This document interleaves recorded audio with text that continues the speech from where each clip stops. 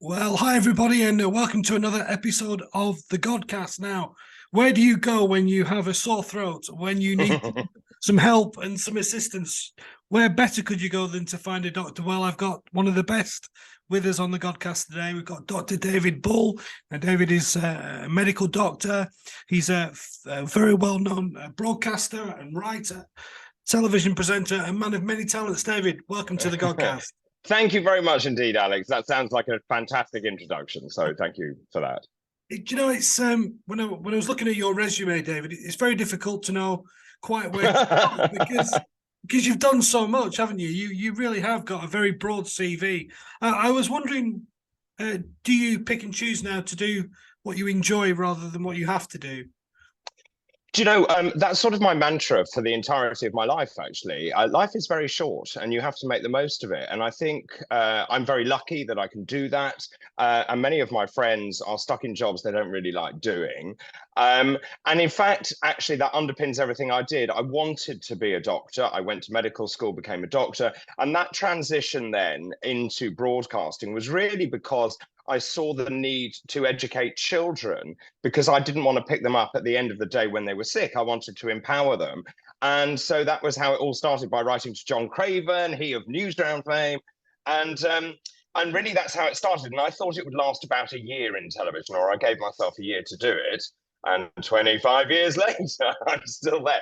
But look, the great thing about this is it is variable. Every day is different. I have no idea what's happening, and but some people I don't think could cope with that because there is no security. You don't really get job contracts, so you have to balance that, and you have to make hay whilst the sun shines. How long is it since you actually worked in medicine, David? Well, that's a very good question. I'm actually fully licensed and registered still, and that's because of the government's COVID rollout. So in terms of working in the NHS, a long time ago now, but in terms of providing public health information, today. Yeah. Do, would you go back on a ward? Would you go back into a GP? You're a GP, that right? No, I was an accident and emergency doctor. I think it was the level of high drama that I enjoyed. But actually, I have given it really serious consideration about whether I would go back. It's become very difficult. If you have a media profile, and I have done this, and I went back and did locums in A&E, it just becomes such an incredible distraction because the patients aren't really sure whether you're the doctor or whether you're filming a reality show, and then the staff are all very intrigued by the whole thing. So um, I think I think also in terms of medical education, continuing medical education, you have to stay up to date. And whilst I have a certain level of knowledge, I think you'd have to be super specialized, and there would be a transition period. I'd have to go back and retrain, really, I think. And actually, at the moment, whilst television is a great job for me, and I'm also obviously a politician as well. My job, actually, I see it now as to reform and improve the NHS, which is quite frankly not fit for purpose, needs radical reform, and we need to stop holding it up and saying it's the envy of the world, because it isn't. Yeah, I'm going to come to the NHS in a moment, David. Well, when you had to make that decision between leaving that medical profession and joining something else, was that difficult for you? Did it take a lot of soul searching, or was it no? I've got to do this. Yeah, it did actually. But you see, I'm a great believer you can think with two ways. You either think with your head or your heart. And for me, this was a heart-driven feeling, and it's something I wanted to do, and I wanted to prove to myself I could do it. But I set very clear parameters around it. So I gave myself a year to see if I could do it, and I did, and then I kept going. Now, actually, it wasn't me that had the biggest issue with this. It was my bosses. And I had a particularly a consultant who was very much on side all the way through my training at a London teaching hospital. And he basically told me that I was an idiot and that he would ensure I never work in medicine again because of the choice I made. So I said to him, well, that's all very good then, because I know I'm right in what I'm doing. Yeah, and you never regretted it. I'm 53 now, and all my friends are consultants. They're all very clever. They've got lots of letters after their name. We have dinner parties, and there are moments when I think, gosh, I wish I'd carried on that career, because at least I would have known what I would be, if that makes sense. And but you can only regret the things you've never done. So no, absolutely not. And interestingly, all my friends who are doctors and consultants and GPs, they're all miserable, they're bored, and they see my life as being exciting and energetic. Now, obviously, both jobs are incredibly worthy, but the grass is always greener, isn't it? Yeah, well, it may be. I mean, my wife, and I don't want to talk about it too much, but she's an advanced nurse practitioner, and she effectively is a phone operator at the moment. All she does is take telephone calls, Right. and that's not really why she went into the profession. You know, she finds it quite boring, very mundane. And you know, the NHS, as you just mentioned, is broken in many ways. Do you think it's beyond repair, David? And if not, where would the starting point be for you? No, yeah, no, I don't think it's beyond repair. But the thing is, as you know, in your profession, you have to admit there's a problem to solve any problem. And at the moment, we have this ridiculous fiasco where politicians of all parties say, well, it's the envy of the world, it's marvelous.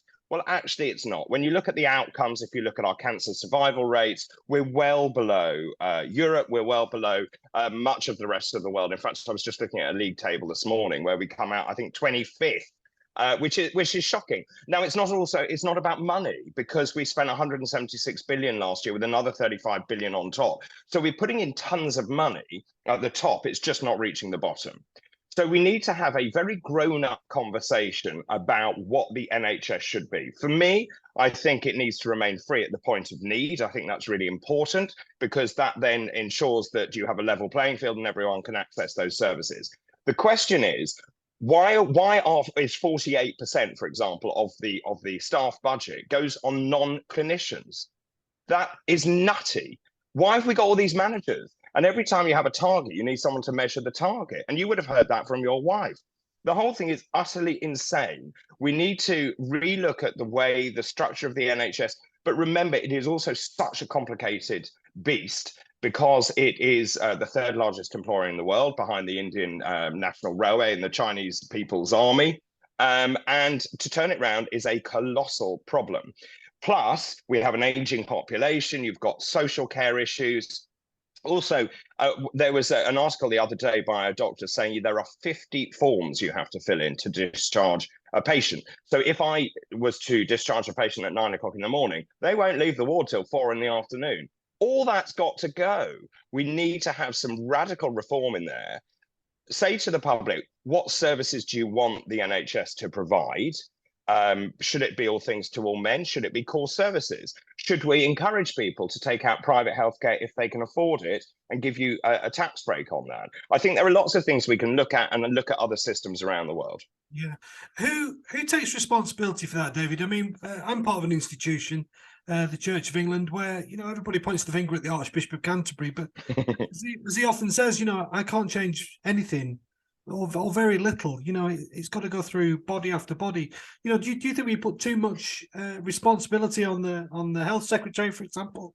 Do you think this should be joint responsibility? And do you think we should have some grown-up conversations where, you know, I do think with politics, it becomes a battle quite often, and we lose the ability to talk and discuss. That's why I'm a big fan of the radio station we'll talk about in a moment. But well, just a few thoughts on that, David. I've said quite a lot there. Yeah, I mean, I think the thing is, it's so partisan, and what we really need is a strategic 20-year plan, which is cross-party. And it goes back to the Secretary of State for Health, who isn't a doctor, isn't a nurse, hasn't got any medical training. That, to me, is insane as well, because you have to understand how those clinical pathways work. And most of my colleagues will tell you they are so frustrated by the system that is the reason they leave. And it's all very well the opposition lobbing grenades at the government, saying, you know, you're not funding it appropriately. Actually, the funding is good, but the management in the middle is shoddy. And also, what we've done, and this is the bit I can't really understand, when I qualified, the NHS was pretty much a single entity, and then we broke off into individual trusts. The trusts now became individual trusts. Then they started buying each other and became super trusts. And we're almost back to where we started. but lots of people have made lots of gain out of it. So that makes no sense as well. So another thing, for example, general practitioners, they don't work for the NHS, they're self-employed. And many people don't realize that. And so there is an incentive to make money at the end of the day. That then goes to the shareholders. I think there's a very good argument to say we bring all GPs, all new GPs, back in under the umbrella of the NHS. And whilst we do that, I want money to go into social care, because the way we treat elderly people in this country is appalling. Yeah. And just broadening that social care aspect out, David, I work in a parish of quite severe urban deprivation, and I've been invited to a call with the NHS to discuss what it is the NHS can do to build better relationships with the communities that they're part of. We have horrendous problems with addiction around here, David. I mean, really extreme levels of poverty, and I think you're a politician, so I think it's fair to ask the question: where do we start with the nation's problem of addiction? It is quite horrific, and I see it on a daily basis, and frankly, it's quite heartbreaking. It really is. And of course, I've been there. I've been in tower blocks in central London dealing with addicts. And as you know, it is incredibly difficult to get people off drugs once they've started. But again, this is about having an open and honest conversation. That clearly the current legislation doesn't work. The risk stratification. So as you know, the drugs are classified into various categories. The government brought in a chap called David Nutt, Professor Nutt, to look at the categories and to work out whether they were fit for purpose. He reported back to the government saying they were not fit for purpose. Government didn't like what they heard and fired him. So that is another example of what we are doing incorrectly. I think there is a very strong case to decriminalize drug use, because by doing that, you remove the black market overnight, you remove drug gangs, you remove violence, you remove all of those things. The county lines would disappear because you wouldn't need them. But it also does one other thing, which it allows people to seek help. And at the moment, you can't do that because you're breaking the law. Yeah. So I would look at all of those things, but also, if you look at drugs generally, if you look at the risk and the most harm caused by any drug, if you were to ban one drug, the drug you'd ban is alcohol. Yeah, I agree. I don't. Well, I can plug my book. It's my God's but in my book, there's a character called Mark, a true story, David, who is an alcoholic, and I've not seen him for a few weeks. I bumped into him a few days ago, and he said to me, "Do you know what, Alex? I don't even know if I want to get clean. I don't know if I want to get clean." And I said, "Why?" He said, "Because I'm frightened what's on the other side, and you know, I'm in a place of kind of, I know where I'm going to be, I know I'm going to manage, I know I've got enough for a beer, but his life's desperate. He's the same age as you and me, David, and is there any hope for these people? I mean, because I feel like sometimes people say to me, you're wasting your time with these people, but I don't want to waste my time with them. Well, you're not wasting your time in the slightest. And of course, you have to remember why people turn to drugs in the first place. It's a feeling of being lost, of not having any kind of aspiration, feeling that they don't belong, and they turn to drugs, and drugs become a big comfort blanket. And of course, once you start down that road, and particularly when you get into harder drugs like heroin, and heroin users will tell you this, they feel they're cushioned in cotton wool and no one can harm them. But obviously, as you start to come off those drugs, you need more and more of it. And then, of course, you have to turn to crime because there's no way you can afford those drugs. So actually, what these people need is someone who cares for them, who puts their arms around them, who supports them. But also the medical services need to do that as well, to wean them off the drugs. But the other crucial part of that is to give them self-worth back again so that they can get into employment. Because the most of us get up every day because we enjoy what we do. We go to work, we earn money, we can buy supper at the end of the day, or we can go to the cinema. And that's the bit that's missing. It's about self-worth. Yeah. What's your take on leveling up, David? I mean, it really naffs me off, if I'm being frank. And it doesn't even sound very angry with my voice. But you know, this idea of leveling up is kind of, you know, give the railway station a coat of paint, or put a few new buses in the town. You know, to me, leveling up doesn't exist in the Northwest, particularly where we are in Burnley. Do you think the concept's right, but the approach is wrong? I do. And also, it's really badly managed. I was an MEP in the Northwest, and so obviously saw it for myself. But also, it's not just about the North. I come from East Anglia. Again, people think of that as an affluent area. There's terrible deprivation, particularly in the coastal communities, that are completely ignored. We've completely abandoned our fishing industry. And again, this is about actually making Britain a place for great business where we attract investment that builds towns. One of the other big problems that we've got, and you can see that in the Northwest, is the destruction of towns, of communities, of all the boarded up shops, for example. So there's a lot of work to do there. So leveling up isn't about chucking money at regions because it doesn't do anything. You just throw money. What you have to do is solve the intrinsic problems there. And that, for me, includes things like ensuring the high street's safe, that you've got shops, that people go out, they talk to each other, because that way you build communities. Yeah. David, I can ask you so many questions.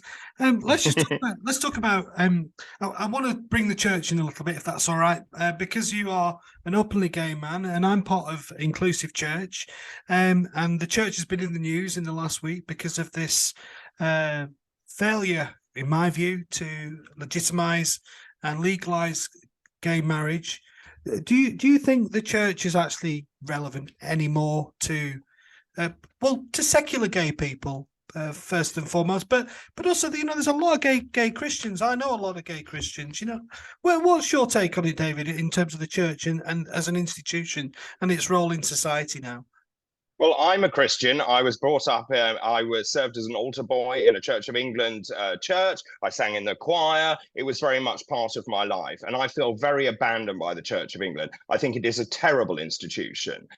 Whilst religion is still very important to me, the organization, and the fact is, it seems to me you've got a bunch of people who are running the church to suit themselves, and they're not listening to their parishioners. And one of the things that I always say about this is I don't really understand why they've got such a problem with gay marriage when the greatest gift God gave was love. Why do you think they've got a problem, David? Because I think they're hiding stuff. You know as well as I do what has happened in the church, particularly in the Catholic Church, but the Church of England is the same as well. And I think they have to confront it. And I think there's always a worry that if they lift the lid, it's what they uncover underneath. Yeah. So look, I'm not involved with the Church of England anymore. But you see, I think the problem is we're seeing religion dwindle, particularly in Western countries, not necessarily in places like Africa, where I think religion's on the increase. But it has to remain relevant. The church has to remain relevant. It has to provide support and guidance and be there to help people through difficult situations. And right now, it's not doing that. So, what maintains your Christian faith?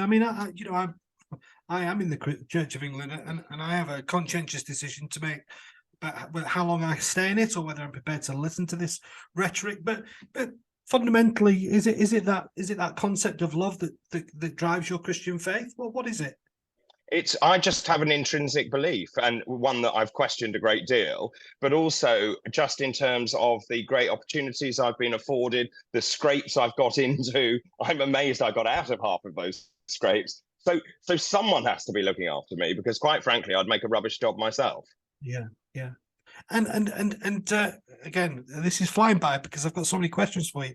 But you are part of. I want to ask you about the Reform Party, David, of which you are part. And please don't be offended by this question. But is the Reform Party something that is and can be taken seriously as an alternative to the traditional the political parties? I feel, as you feel, abandoned by the Church of England. I personally feel abandoned by the political system. At this moment in time, I don't feel I can pin my colours to any political party. So is Reform authentic? Has it got a future? Just tell us a bit about your relationship with that. Well, obviously, it all started with the Brexit Party. Interestingly, I didn't get involved till after the referendum, and we can argue whether you should have had the referendum, but they had the referendum and people decided to leave. The reason I got involved is I was so angry that essentially politicians were denying democracy that I then got involved, and that's how I ended up as an MEP. So Brexit was the first battle, which, by the way, is still not sorted, and the government's made an unholy mess of the whole thing, and that needs sorting in the way we've abandoned Northern Ireland. But anyway, that's a whole different thing.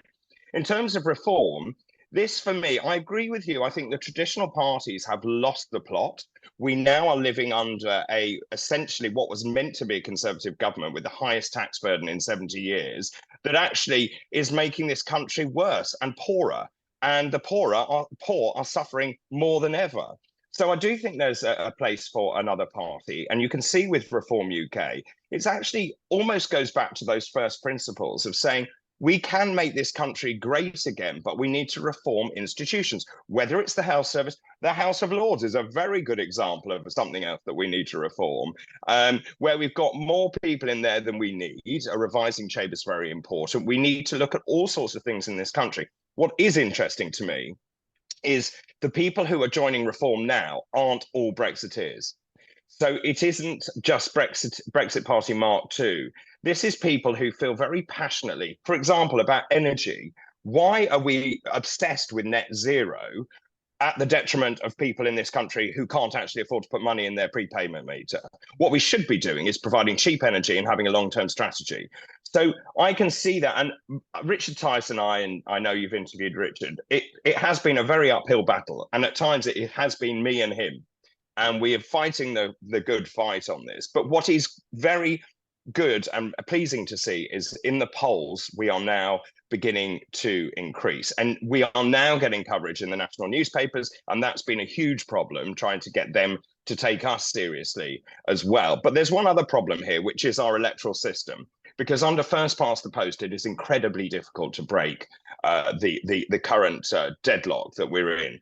But if Labour gets into government, which I think they may well do, and they have a minority administration, they would then have to go into coalition with the Lib Dems, and the price of that would be proportional representation. At that point, it's a game changer. Yeah. And just quickly on the environment, David, am I right in saying the Reform Party would be in favour of shale gas? This is something that you're passionate about, I believe. Is it? It is. What do you think? What do you think the fear is about shale gas, David? Just expand on that for me, please. Well, I think lots of things. So, for example, I believe that we need to improve the environment. I drive an electric car, but I'm lucky I can afford to do that. I've got solar panels. They charge my electric car. So I'm lucky to do that. You can't do that in a block of flats. But at the same time, we're seeing this ridiculous rise in our energy prices. We're importing liquefied gas from other countries, but that's okay because it's green. Whereas we're sitting on £1 trillion of our own natural resource, which is sitting under our feet. So we need to get that energy out. We know we can do it. It would bring bills down massively. And at the same time, of course, invest in solar and invest in hydroelectric and nuclear power stations. Nuclear for me has always been, even as a child, when I grew up near Sizewell, was an amazing thing. The fact science can actually help us. But whilst we do all of that, the reason that fracking has been in such trouble is because the public are frightened. The levels of seismic activity were set too low. And in fact, the level that they set it at was lower than a lorry going on the road outside your house. So why don't we do a test exploration? Why don't we see what one site can yield? That is what America has done, is doing, and that's why they're not in the mess we're in. And suddenly, the national grid now is paying people not to use electricity. What century are we in? It is bizarre, isn't it? It is completely bizarre. David, we're running out of time, but I've got questions I need to get into. I want to talk about, was it Talk TV or was it Talk Radio? I'm not sure. So both. So we go out on radio and on television. Yeah, no, I love these platforms, and I'm a bit of a flicker. You know, I like to. But are you pleased with how that's going, or is the station pleased with how it seems to be on the increase? And yes. Just say how much you enjoy that role that you do. You run the breakfast show for people who aren't yet familiar with your show. Yeah, I do weekend breakfast. So that's very early starts on Saturday and Sunday. I start I get up at 3:20 and I'm on air at 7, which is challenging. But it's great. I love working there. I have never worked with a nicer team. And the great thing for me is it's the home of free speech. You can say what you like. And I worked at the BBC for a long time. You can't say what you think. There are too many people wandering around with clipboards telling you the thought police telling you what you can and can't say. The great thing about Talk is that we allow everyone to express their opinions, and then people make their own decisions because we're all grown-ups. And so that's why I love it so much. I've been there almost a year, which seems absolutely unbelievable. I do another show in the evening, which I'm doing tonight, which is The Talk with Sharon Osbourne. And then I also fill in for other presenters as well. So it's been great. I've really enjoyed it. And also, again, I can impart, going back right to the beginning of the conversation, I can impart health messages through it. I do something called Sunday Surgery, where we take a topic and we look at it every single Sunday. And people call in and ask questions. I team up with another doctor to do that. But we can talk about politics and what it means. We can talk about anything, and that's why I like it. Yeah, I do enjoy it. Ian Collins has been a guest on the show, and he's helped me enormously with the book. And really, I would recommend people take a listen. Do you feel there's enough room for everybody at the moment, David, on those platforms? Do you think it's sustainable for everybody? There's, I've read of quite poor viewing figures for certain stations. Perhaps best not to name them, but do you think it's sustainable? The market will decide, won't it? I mean, at the end of the day, I think you have to make your offering fresh and innovative. We're going through a massive transformation at the moment, where we're actually going to take all of our radio and put it into television. So we're rebuilding all our studios at the moment. So certainly from our end, there's clearly aspiration and the will to grow it. And as you rightly say, some of the other stations, I think, are struggling. Very diplomatic. David, on a lighter note, I want to ask you about, you presented, what was the Ghost program? Most Haunted Live. Most Haunted Live. Oh, it was so entertaining. Do you believe in ghosts? So that's a really good question. For people who don't understand what that was, it was the world's largest live paranormal program. So it was 3 hours, and we had a team of people who believed that they could see ghosts. Excuse me. And then we had scientists and historians and all the rest of it. And my job really was to be the ringmaster and to pull the whole thing together. So it didn't really matter what I believed. But the thing I would say is things happen during the filming that I simply can't explain. Many things in life happen that I can't explain. And my personal feeling is, if we think that we're so clever and we're the only beings on this planet, I'm not sure that's entirely true. Yeah, I honestly don't know is the honest answer. Yeah, well, you're not alone. I feel that as well. I've never seen or experienced it. So, well, yeah. You see, I have. Yeah. So I have as a child. And children are meant to be far more receptive. But I've got lots of stories that I could bore you with. But for example, when I was 13, I'm sure I saw someone falling from a castle battlement. And when I looked into the history books, that someone did indeed do that. And this castle goes back to the 11th century. I was driving home in my car after one of the shows, and I knew someone was in the car with me. It's so much so I got out of the car, checked the boot, checked the car, drove back to the hotel, and Derek Akora, who was the psychic medium, the first thing he said to me when I walked into the hotel bar was, you didn't come here on your own, did you? And I said, what do you mean? And he said, there was someone in your car, and I know who it was. Really? Gosh. So all of that stuff, look, I don't know it. I am an open-minded skeptic. But Derek was a legend, wasn't he? He was a legend. I really liked working with him. He was a lovely man. Yeah. And it was a real shame. Wow. David, I've really enjoyed talking to you. It's been lovely. I mean, we've covered quite a lot of ground there in 30 minutes, and I'm sorry I'm hoarse. What would you recommend, Doctor?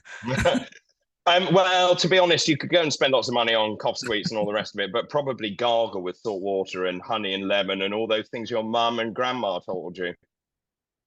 David, thanks ever so much. I really appreciate your time. Pleasure. Thanks very much, Alex. Good luck with everything you do, and thanks for coming on the Godcast. Thank you.